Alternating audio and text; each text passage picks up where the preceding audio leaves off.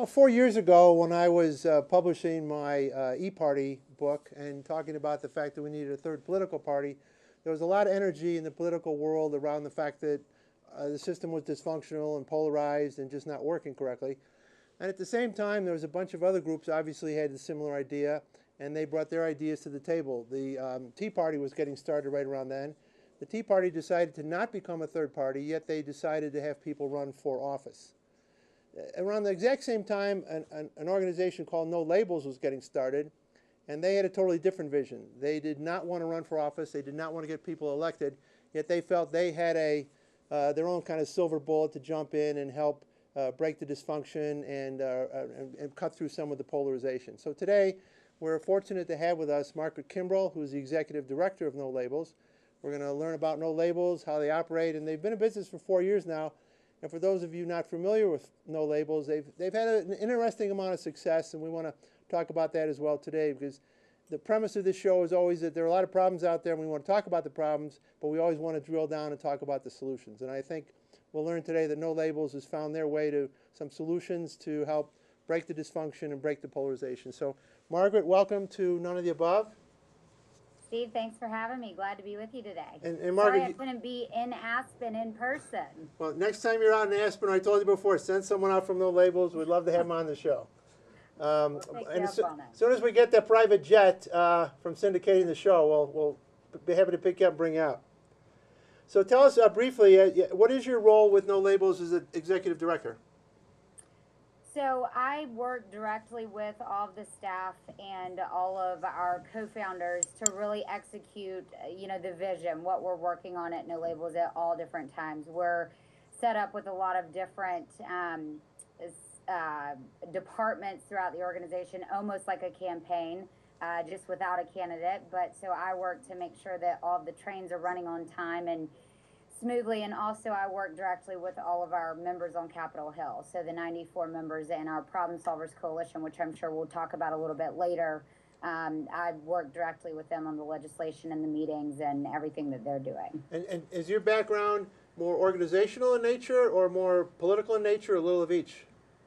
I actually started really mainly on campaigns, so I did a couple senatorial and gubernatorial campaigns before getting involved and meeting a lot of the people that helped start this organization. So I'd say it's more on the political side.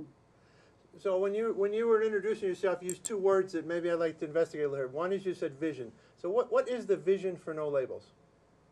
The vision for No Labels is calling for a national strategic agenda. So we basically are calling for our leaders to come together and define what it is as Americans we can agree to and work towards. We're one of the only countries that doesn't have a national shared vision for our country. Right now we've got, when the Democrats are in power, there's a Democratic agenda, and when the Republicans are in power, there's a Republican agenda. But when are we as Americans figuring out what our shared vision is? So that's really what we're calling for, our leaders to come together and determine what those shared goals are, much like Bill Clinton and Newt Gingrich were able to do in the 90s. They agreed that they wanted to balance the budget. So therefore, having that common goal set forward, they were actually able to get something done, and they were actually able to balance the budget. So when you say shared vision, are you talking about necessarily pushing content in terms of actually issues you want to solve, or more from a process perspective, how to work together to get problems solved within that framework? Well, I think it could be a combination of both. I mean, right now we're talking to different networks that we've been building. Our congressional members, our thought leaders, business leaders, our citizens, our campus leaders. Talking to them about what goals they see. So, once you establish and find those goals, the policy will then flow from there. So, we're still at that point where we're figuring out, and we've just started to figure out what those shared goals will be, and from there you can come to some policy. So somewhere back in 2010, a few people had this notion for the idea for No Labels. What if anything, was the impetus at that time? Was there a particular event that just pushed them over the edge, or was just a process of events that just led to this? How did it come about? Really the pivotal point where, a thoughtful group of people that have been in politics, their whole lives, was the Affordable Care Act, what a lot of people refer to now as Obamacare, passing without one single Republican vote. So, I think there was a lot of trust lost at that moment that, our leaders, weren't collaborating and working together, and that legislation was passed without buy-in from both sides. So that was really the impetus that, began No Labels. And so that was the spring of 2010. And then from there, we started galvanizing citizens, finding people around the country to start giving a voice to, people that just wanted to see, our nation starting to solve problems together. So it was really the Affordable Care Act that was a launching point. And the Affordable Care Act probably continues to be a launching point for the last 4 years. So you mentioned we. Were you part of the group that started No Labels in 2010? Yes, I was. I was one of the original staffers, if you will. Well, that's exciting to have gotten in on the ground floor. Very cool. And we've made a lot of success in a very short amount of time. It is a small group of a lot of really committed people. I know I mentioned earlier, this looks like a campaign, it's kind of set up like a campaign, and we operate like a campaign. So there are, a lot of young, hungry people at the staff level that are a part of this, and we drive 7 days a week. We're on 24 hours a day. So it's a passion project, not only for the staff, but also for the volunteer leaders, our national co-chairs, our members of Congress, that really just, are driven to not accept the status quo. I mean, we have to be able to make a difference here and restore some of the trust in our government. It's interesting you use that word campaign, and in my introduction I said part of my theory is that we need a third political party. Your group obviously decided you did not want to run for office, you did not want to be on that side of pushing those buttons, yes and no and whatever. What was the thought process in regard to deciding to be a party or not being a party? I think we decided we have a two-party system, so that's the system we have, and we're going to try to work within it to try to restore some trust and make it work the way that it's already currently set up. So I know there are a lot of valiant efforts that are working on a lot of different things. I mean, we decided to start with some of the initiatives that were more short-term, things that could begin changing the environment in Washington, D.C., more in the short term. I mean, there's valiant efforts like, gerrymandering and money in politics and, third parties, like you said, but, those aren't the things that No Labels is going to be focused on. And are you only focused on D.C., or have you begun to focus on aspects of politics outside D.C.?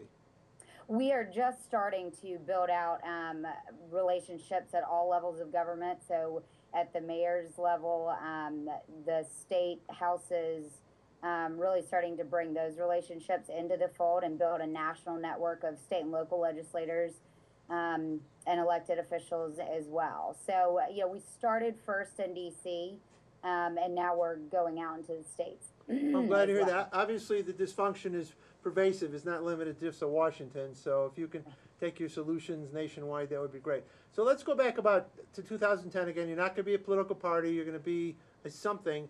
How did you get organized? How do you have like a board of directors that runs your company? What's the structure that goes about making decisions, etc.? So we have, we started first organizing with citizens around the country. So we always knew if we ever wanted to get anything done, we first had to start at the grassroots level. So we brought together 1,000 citizens from all 50 states to our launch in New York City in December of 2010. And really, that was spearheaded by a group of co-founders like Mark McKinnon, Kiki McLean, John Avlon, lots of people in the political space. So those are really kind of our co-founders, Nancy Jacobson. So that's more of our board. I mean, we're in constant communication with them daily on phone calls, on emails. So they're really the ideas center that then the staff executes. Because you have kind of an ideas center, and I guess you have two national chairpersons? That's right. Governor John Huntsman and Senator Joe Manchin were announced at another large citizens gathering we did with 1,300 people from all across the country, citizens, bringing them together to unveil these two new national co-chairs last January. So is that an elective process or just kind of a consensus process? I'd say it's kind of a consensus process. So when your group is making a decision, we're gonna do a program. We're gonna do a Make America Work program. How does that get pulled together? Who's making those decisions? Are these 1,300 people across the nation, or 1,000 people across the nation? Are they all involved? Is it this board group you have? How do you make your how do you start with an idea and bring that through to fruition? Sure. So we do national conference calls with our co-founders and citizens on a regular basis to talk about new initiatives, new things that we've been brainstorming, that they've been brainstorming, or hearing back in their hometowns. So we do organize with them not only on conference calls but also through email campaigns to get their input, get their ideas that could be added into any of these booklets or initiatives that we've put out in the past. So we get their buy-in every step of the way and their direction and ideas. Yeah, I was actually on one of your national calls a couple years ago. I thought it was a fascinating process, and then but I haven't seen much in the way of internet invitations to be involved in decision making. Maybe because I'm not being active enough. We'll get you more active. Now, obviously, this has to cost a lot of money to bring people in across the nation and do phone calls and everything. So, how are you structured financially? You mentioned you're a campaign. Do you run campaign-like in terms of contributions? How do you fund the operation? We are set up as a 501c4 issue advocacy group. We also do now have a foundation branch, educating people, not only members, but citizens across the country. So, we're really funded. We run on a shoestring budget. Like I said, this is a passion project. All of our co-founders, are full-time volunteers. We do have a staff of about 15. And really, this is, funded by private individuals that just really care about this country getting on the right track. I mean, it is people from all different backgrounds that are funding this, Republicans, Democrats, independents. We have a large small dollar contribution, $5, $10 here and there. But it's really, it's funded by these private individuals. Okay, so we know how you got there and when. We know how the whole thing got started. We know how you got organized. Let's talk about some of the stuff you've done. First of all, you said you have a national strategic agenda. Can you talk a little bit more about how that works? Sure. So in January of this year, right around the State of the Union, we launched a book calling for this national strategic agenda. This was, kind of our planting the flag, calling for this new governing process by which you would first come to agreement around a set of shared goals. We did a lot of polling, not only with our citizens, but also a national poll of randomly selected people across the country to really figure out what are the citizens like, where are people focused right now. And, to be honest with you, I mean, we thought people were going to want to go to Mars and cure Alzheimer's and cancer. I mean, big goals for the country. But what came back was, people really want to see, our government balance the budget, grow our jobs. They want to see energy self-sufficiency. They want to see, things like that. So that's where we're going to be focused. I mean, those will be some of the key points that make up this national strategic agenda. We talk to our members about it. These are the goals that they can all agree to. So they're going to begin starting working groups talking about these issues. We're bringing together leaders, thought leaders from all around the country. Like I mentioned, we're starting to talk to and identify some of our state and local leaders to speak to about this, and also the citizens are a big part of all of this. So once we identify and start working on some ideas within these goals and start getting to some consensus on both sides, from there we'll move into legislation probably next year and continue working on all of these. Now, you've actually proposed legislation in the past, if I'm correct. Yes, that's correct. And how does that evolve in terms of getting people to sign off on actually promoting a package of legislation? Sure. So in July of 2013, so this past summer, we actually had 80 of our problem solvers show up on the hottest day in July in Washington, D.C. outside, to unveil this legislative package. We again had citizens come in from all across the country for this. And, we have 17 bills. There's 9 in the House, 8 in the Senate that were proposed and dropped, and they're all around government waste and inefficiencies. Really, this was also for the organization. I mean, if you bring these members of Congress, conservatives, liberals, everything in between, can they actually come to a consensus and agree and write legislation together? So, that proof of concept was really delivered with this launch of these bills. We've actually had success on several of these already. Two have been signed into law, or some version of them. 21st Century Healthcare for Heroes, which is a merger of the DoD and VA medical records. That language was adopted from our bill into the NDAA that was signed into law this past December. And then no budget, no pay. That was our original idea that we put forward. We had, over 100 co-sponsors on that.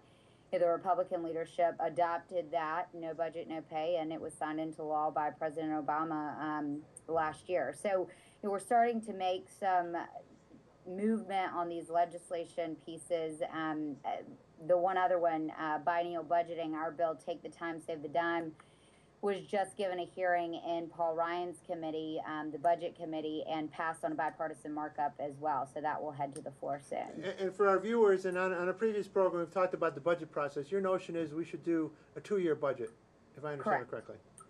And I think there's many states that have multi-year budgets, so that we'd be modeling after some of the states that do that. That's correct. So what I hear you talking about is being kind of facilitators, but then I also hear you being kind of lobbyists. Are you one or the other, or just a little bit of each? I mean, I think it's a little bit of each. I mean, we actually have to see some movement on these bills. So, I mean, that does take time, educating people, their staff, what these bills are. A lot of that's also coming from our citizens as well. So, our citizens write their members of Congress and ask them, not only to join on in this call for a national strategic agenda and to, join this Congressional Problem Solvers Coalition, but also to support some of these bills and ideas. Now, I happen to be professionally a lobbyist. My viewers know this. That's what I do in my day job. And I don't think lobbyist is a bad word. So do you actually register to lobby and then officially announce yourself as a lobbyist when you're meeting with people, or do you kind of walk the line there and not take that position? I'm officially registered as a lobbyist myself. So you are. So when you're on the Hill, you're a lobbyist for No Labels. You're presenting the issues, and you're presenting this strategic agenda, or these 26 different pieces of legislation you've talked about. That's correct. So one of the things that actually usually makes legislation work or not work, and this maybe ties into your campaign notion here, is building some pressure. How do you build pressure behind you to have the congressmen and senators take what you're doing seriously? Well, I mean, I think that's where our citizens come in. I mean, our citizens are a key component every step of the way of what we're doing. I mean, if your voters and constituents want you to legislate as a problem solver, this is the only platform that's giving a voice to that subset of voters. So, this is a way to apply pressure through the citizens, to sign on and be a part of this. So I take it you must have some type of registration for people who want to sign up to participate in the grassroots? We do, and thanks for mentioning that, Steve. We've got a campaign called the How We Fix It campaign, so you can go onto our website at nolabels.org and sign on to that How We Fix It campaign, which is where we are doing all of our activation around this call for a national strategic agenda. And as we move forward into the next year and throughout this year, that's really the campaign that we're going to be building. How many people is your goal? How many people do you think you have to have organizationally to pull this off? I mean, I think with anything, I mean, hundreds of thousands are already great. I mean, we've got about 500,000 citizens in our network right now that are active with us, and if we could grow that to 1 million, I mean, it just makes our voice that much stronger. So I think success would be 1 million people. So we talked about process before, and one of the things you've done is you've built this Problem Solvers Coalition. You want to spend some time discussing with the viewers what this coalition is about and how it works? So this coalition meets at least once a month, and they get together. They hear from policy experts, people. And Margaret, let me cut you off when you say that. These are sitting congressmen and sitting senators. That's correct. Okay. So it's a group of evenly divided Republican and Democrat senators and congressmen and women that meet on a regular basis. I mean, right now in Washington, D.C., there is no other venue for these guys to come together and get to know one another. There's absolutely nowhere that they can go to start building trust and relationships and just getting to know each other even at a personal level. I mean, unless they're meeting in the members' gym. So this gives them a place to start building some relationships and also start figuring out how they can work with their colleagues that they might not otherwise know across the aisle. So, we're bringing them together on a monthly basis, if not more, and we're now moving into building some working groups around these key goals that they have agreed to work on together. So when you bring them together, is it normally to hear a speaker? Is it to actually drill down and discuss issues? What are they doing when they get together on this monthly or bi-monthly basis? It's both. I mean, it's, talking about the bills that we currently have as a group, what the progress on those are. It's hearing from policy experts, depending on what the conversation is at that point. I mean, we will be finding the leading thinkers around the different goals that we're working on for this national strategic agenda to really, drill down and hear from experts, both Republican and Democrats. So it's a variety of different things depending on, where the conversation is with the members. So that's where we're headed, though. Talking about these 4 key areas. And when you bring this group together and you're facilitating, however you call it, are you perceived as being a nonpartisan entity, or how are they perceiving you in your role? I think our value is, we can organize this, right? I mean, we're set up, to be able to organize all of these members. They've got a million different things going on and pulling at their calendar all the time. So, to have the outside group be able to put an agenda together and, bring in some of the speakers that they want to hear from, follow up with the minutes and all of that organizationally, I think has been very helpful to these members. You said you're a veteran of politics. You've done some campaign work. How do you think we got to this level where we've lost that camaraderie? We've lost that socialization that used to occur in Congress. They talk about Reagan and Tip O'Neill. Maybe they didn't like each other, but they sure could get together and drink beer together. I mean, how did we lose that? Where did that go? I mean, I think they have a packed calendar and they're constantly in a campaign cycle. I mean, they've got their Republican caucus lunch, their Democrat caucus lunch that they meet with. They do their, committee hearings and assignments, but, a lot of it is centered around this fundraising. I mean, they're constantly fundraising around the country. So there's not a lot of opportunity right now for them to get to know each other at a personal level.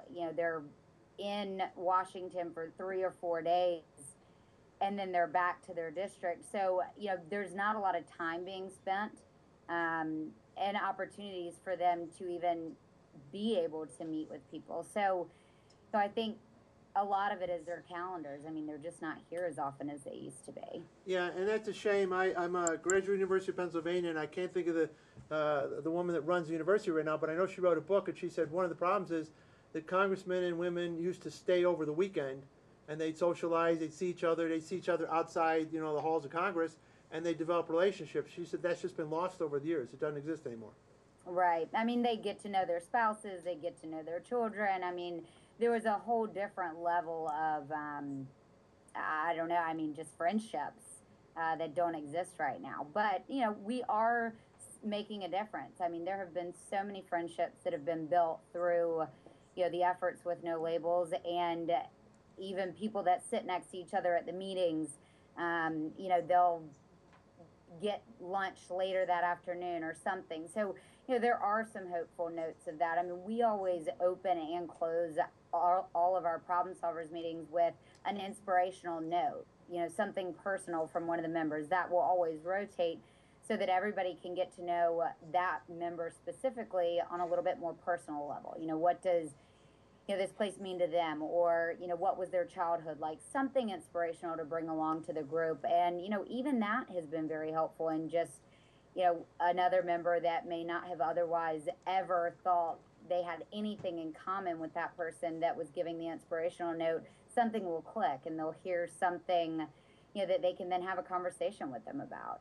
Yeah, I don't know how your particular organization defines success right now, and you're certainly in your toddler years, if nothing else, and I know you'll grow and you'll find levels of success. But right now, if you're just helping to break down those barriers, I think you're doing the nation a great service.